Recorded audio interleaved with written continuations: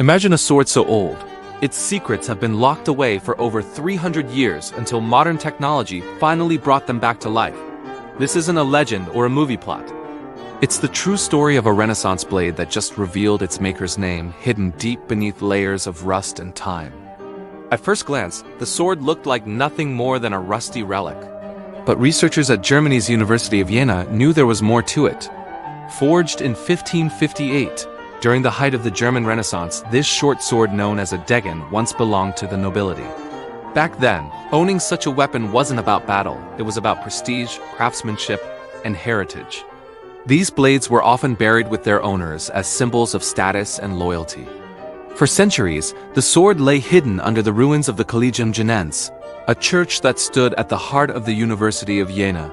It was destroyed during Allied bombings in World War II, sealing away countless artifacts from Germany's golden age of learning and art. When excavations finally uncovered these crypts, the degen emerged intact, but completely encrusted in corrosion.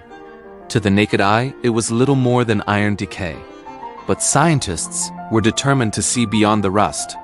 In 2018, researchers began revisiting the university's early history. Their goal? To uncover more about these Renaissance-era artifacts. But they needed something powerful, something that could see through metal itself. Enter INNOVENT, an industrial research lab with cutting-edge X-ray and CT scanning technology. Using micro and nano-CT imaging, experts virtually peeled back the centuries. What they saw stunned everyone. As digital scans separated each material layer, colors began to tell a story. Green for the fused sheath, red for the inner inlay. And there, among the intricate designs, appeared a name, Clemes Stam. But who was Stam?